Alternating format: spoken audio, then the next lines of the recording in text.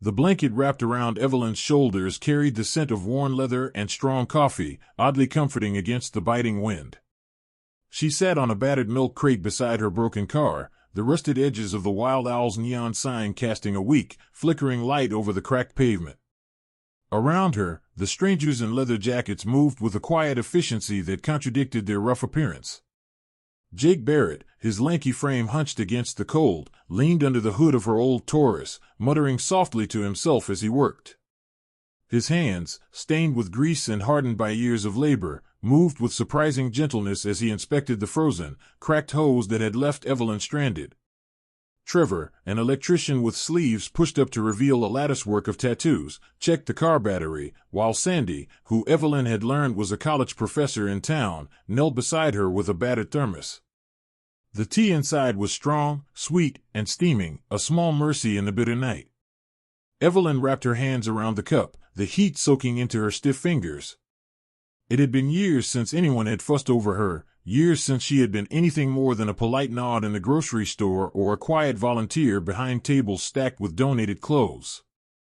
The thought of it brought a hollow ache to her chest, a reminder of all she had outlived, her husband, her parents, the bustling library she once loved.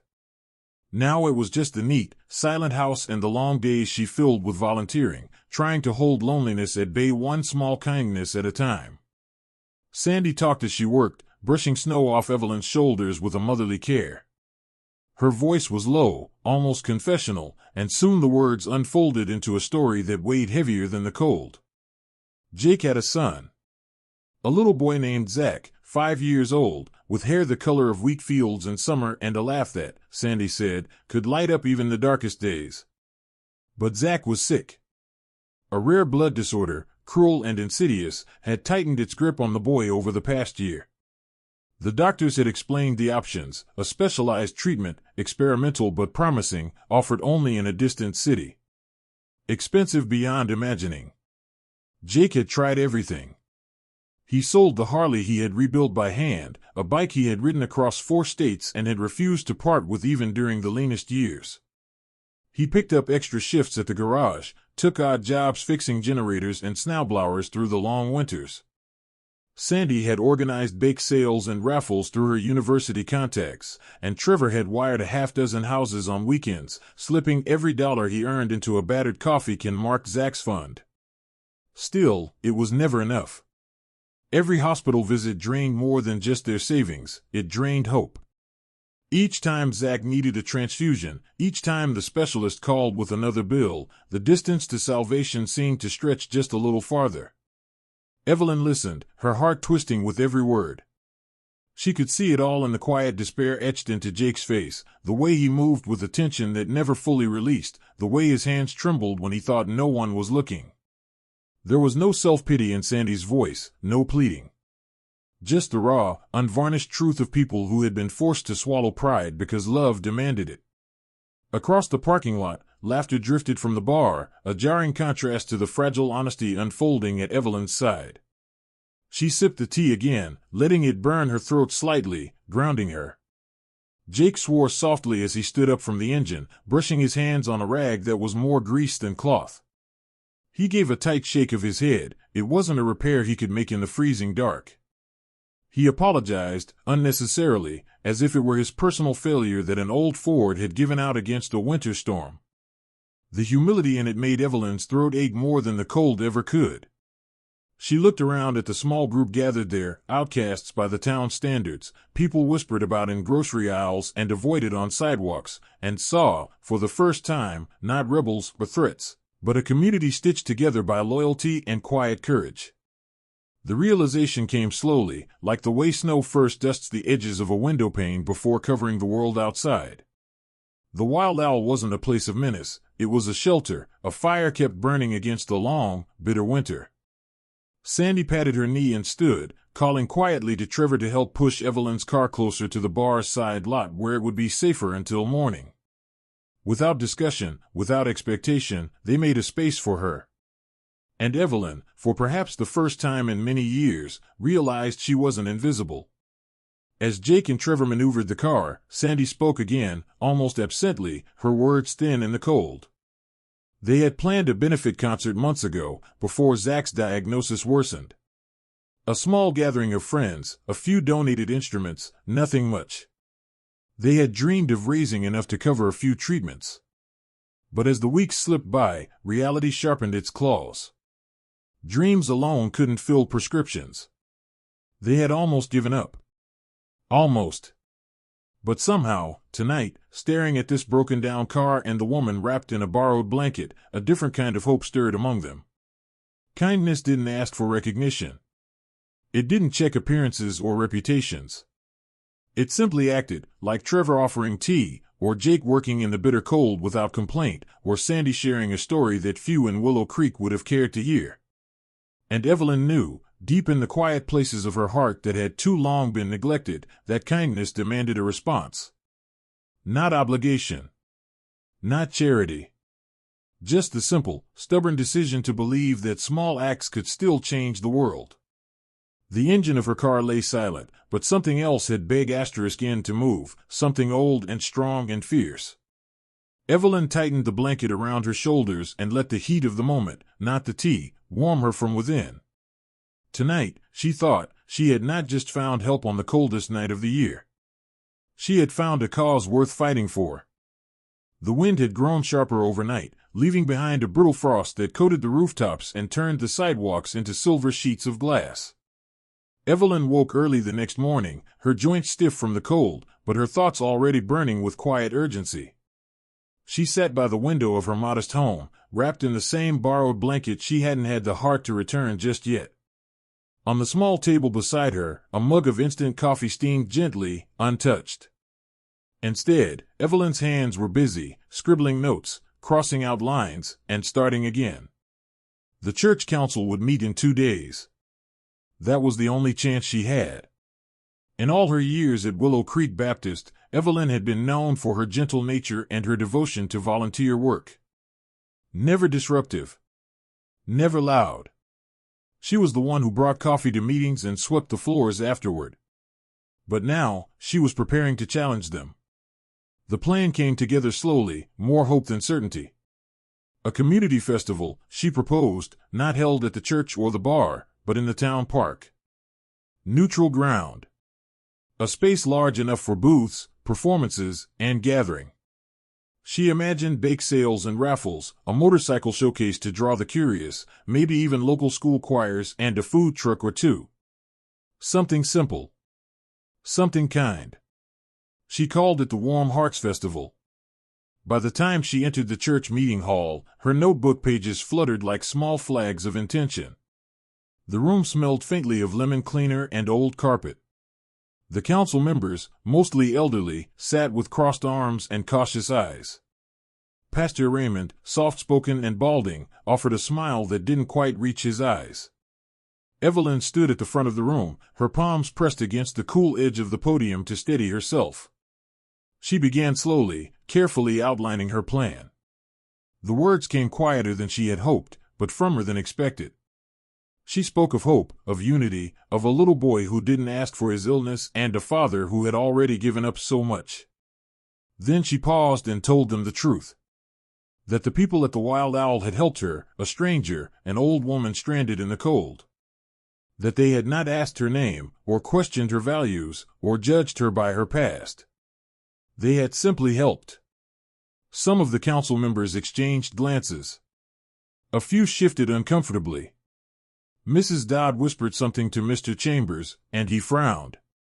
Evelyn's heart sank slightly, the kind of heaviness that comes when the good thing you're asking for starts to feel like too much. Then she added one last sentence, as quiet as a prayer: we can't keep deciding who deserves compassion. We just have to give it. The room fell silent. It wasn't approval, not yet. But it wasn't rejection either. After the meeting, Evelyn sat in the last pew as members filtered out. Pastor Raymond approached her slowly, kneeling beside her instead of standing over her. His eyes, clouded by age but sharp with discernment, studied her face. He said little. Only nodded once and whispered, "Let's try." That was all she needed. The following week passed in a blur of effort. Evelyn called City Hall to reserve the park. She spoke to the local elementary school, then the high school, asking if the choir would perform. She dropped off flyers at the fire station, the bakery, and the small gas station that doubled as a convenience store. She walked farther than she had in months, bundled in her heaviest coat, dragging a red wagon full of posters and envelopes filled with requests. Some people looked at her curiously. Others shook their heads. The idea of a festival in the dead of winter, organized by a retiree and tied to a group of people the town had never quite accepted, it felt strange. Risky. Out of place. But then, something small began to shift. The librarian, who remembered Evelyn from her working days, offered to set up a donation book table. The high school shop teacher said his students could build the wooden stalls. The fire chief agreed to bring the department's antique engine, something the kids always loved. Even Marcy, who owned the ice cream stand and hadn't spoken to Evelyn in over a year due to a long-forgotten disagreement, dropped off a box of paper lanterns from her attic. Still, there was resistance. When Evelyn visited the mayor's office to request a permit, she was met with a wary look and a long silence. The word bikers had its weight. Wild Owl still held shadows in the minds of many. Rumors from years past clung stubbornly to its walls, stories of bar fights, old arrests, loud engines, and louder parties. None of it recent, none of it proven, but all of it remembered. Evelyn waited in the cold hallway for nearly an hour before the assistant returned with a signed form and a note, approved, but under review. It wasn't a door thrown open. But it wasn't shut either. That night, as she sat by her small kitchen table eating soup from a can, Evelyn opened a worn manila envelope. Inside was a photograph she had nearly forgotten. Her husband, Thomas, in his army uniform, cradling their newborn daughter. Behind him, two bikers from his platoon stood grinning, one of them wearing a leather vest strikingly similar to the ones at Wild Owl. She had never known their names.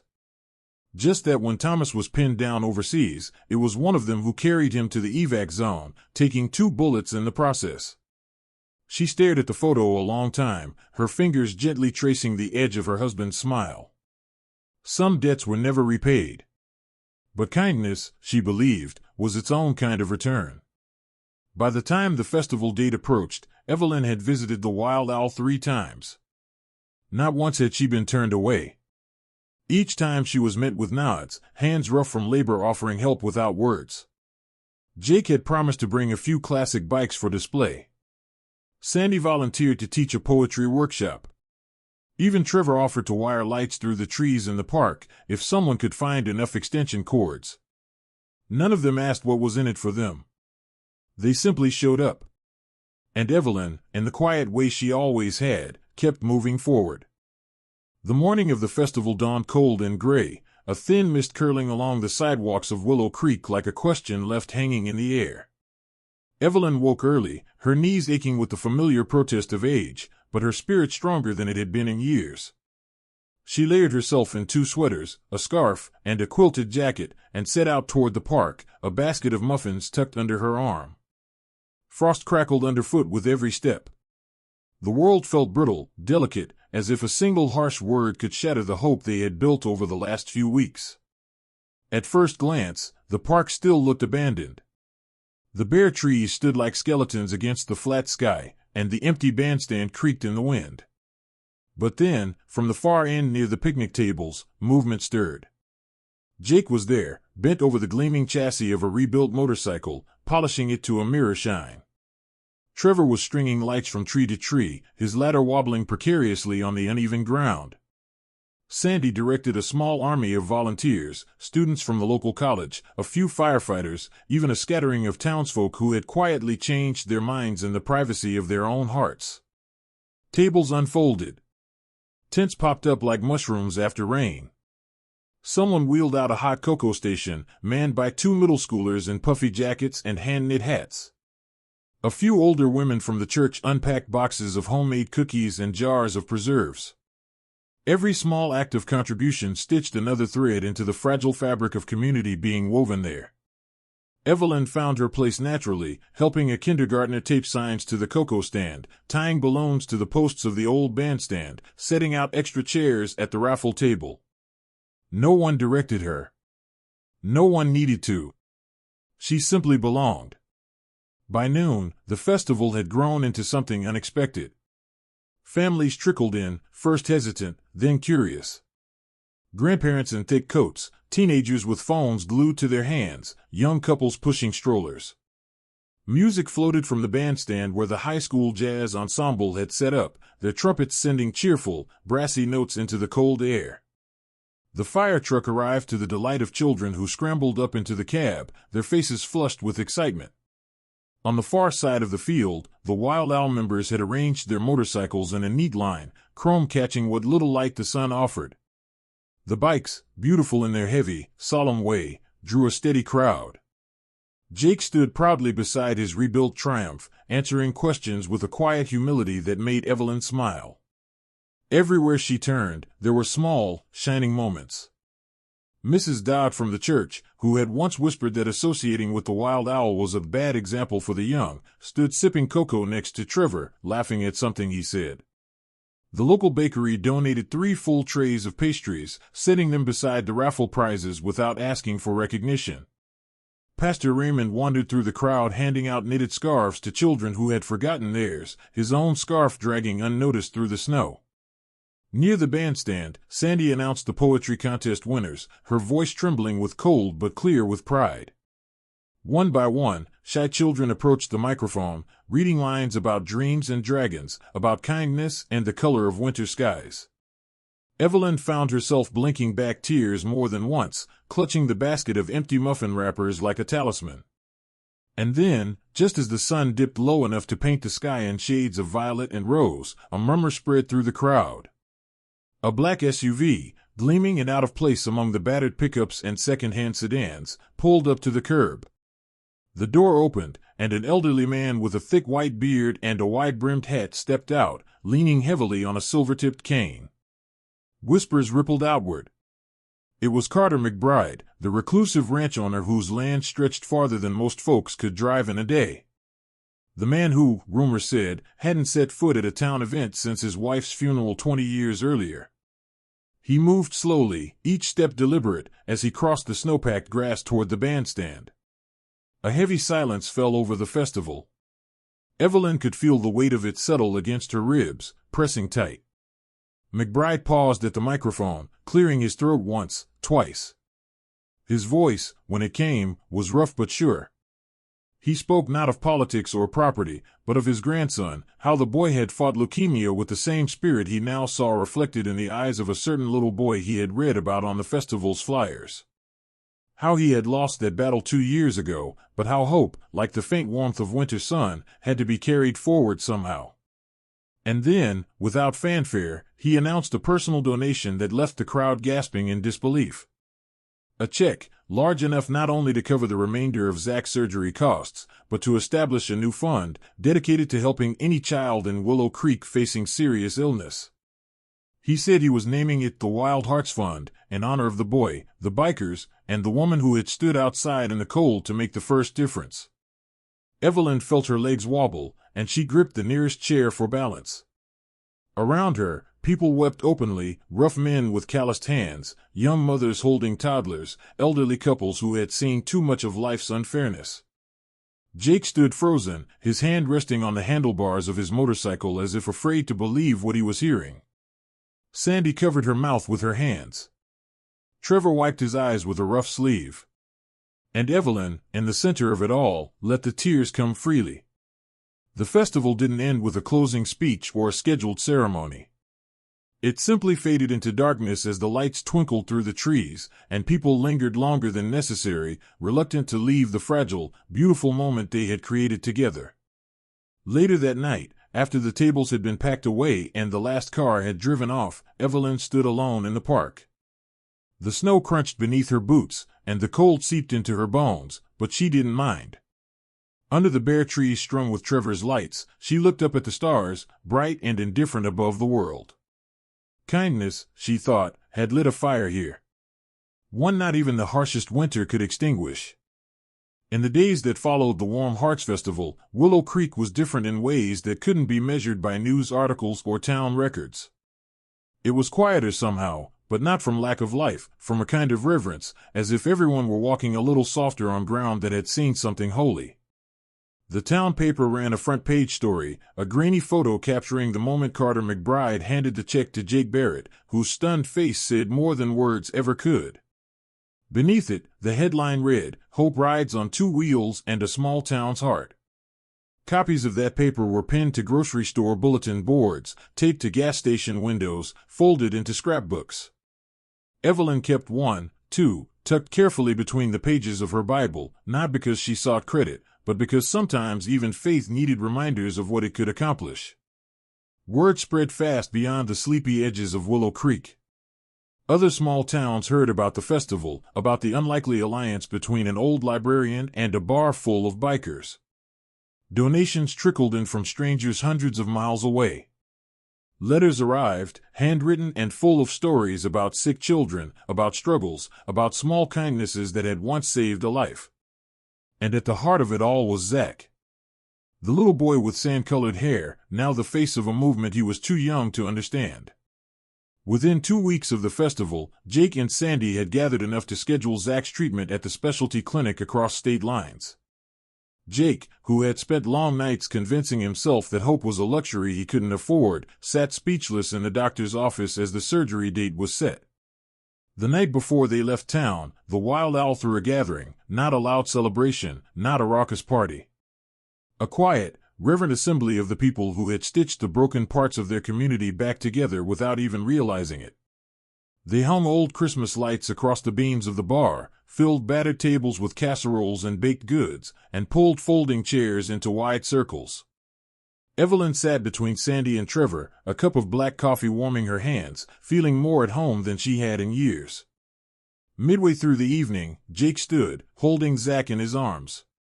No one said a word.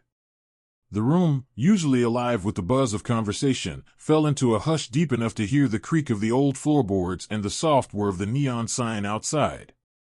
Jake cleared his throat once, twice. He was not a man built for speeches, but the words he managed were rough and pure. He spoke about gratitude, about family not made by blood but by choice, about the way a single stranger wrapped in a borrowed blanket had shown him the way back to believing. And then, with shaking hands, he turned to Evelyn. From his jacket pocket, he pulled a leather vest, small enough to fit her slender frame, the back stitched with a new patch, a wild owl perched atop a heart wrapped in flame, the words "Wild Owl Family," Evelyn Moore arching proudly above it. He didn't make a speech when he handed it to her. He didn't need to. As Evelyn slipped the vest over her shoulders, the entire room rose silently to its feet. No cheers. No applause.